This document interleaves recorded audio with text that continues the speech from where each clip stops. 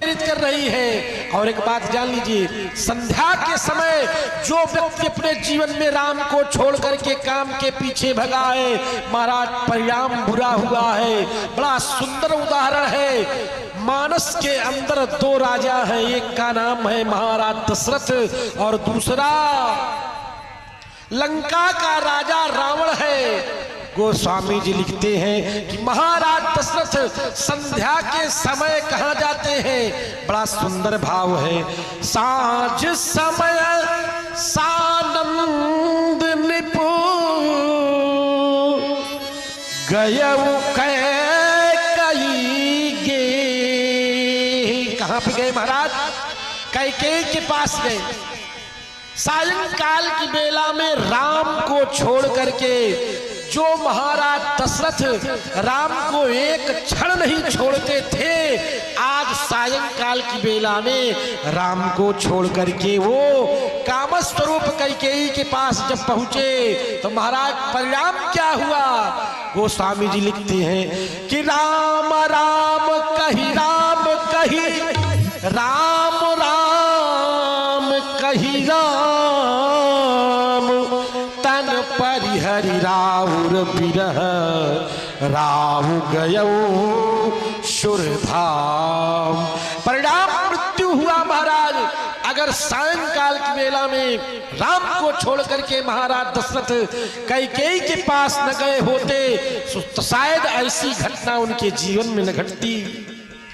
और दूसरी तरफ गोस्वामी जी लिखते हैं महाराज रावण जो सारा दिन राम की चिंतन में, एक बात जान लीजिए, देवता मानव भगवान को भक्ति भाव से अगर जपते हैं तो राक्षस भगवान को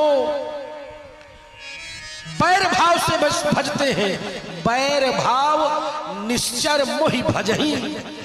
रावण सारा दिन राम का चिंतन करता है कि राम को मैं कैसे मारूंगा, राम की सेना से मैं कैसे निपटूंगा।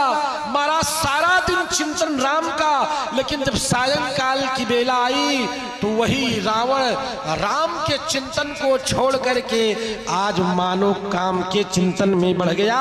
और गोस्वामी जी बड़ी सुंदर बात लिखते हैं, संध्या समय जानी दस सीसा संध्या समय जानी दस सीसा भवन चले निरखत भुज बीसा भवन चले निरखत भुज सीसा। संध्या समय जानी दस सीसा संध्या समय जानी दस सीसा भवन चले वो निरखत भुज बीसा भवन चले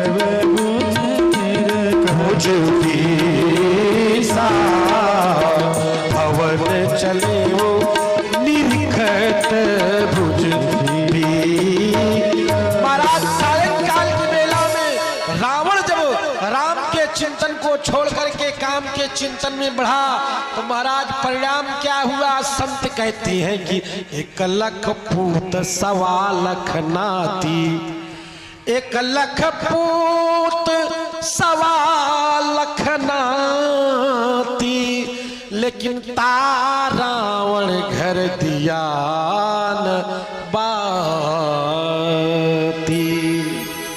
दिया और बत्ती देने वाला भी उस रावण के घर में कोई नहीं बचा। महाराज कहने का भाव है कि वो भी मृत्यु को आज भगवान कश्यप अपनी धर्म पत्नी दिति से कहने लगे कि देवी आपको सायंकाल की बेला में राम की चर्चा करना चाहिए, काम की चर्चा नहीं करनी चाहिए। महाराज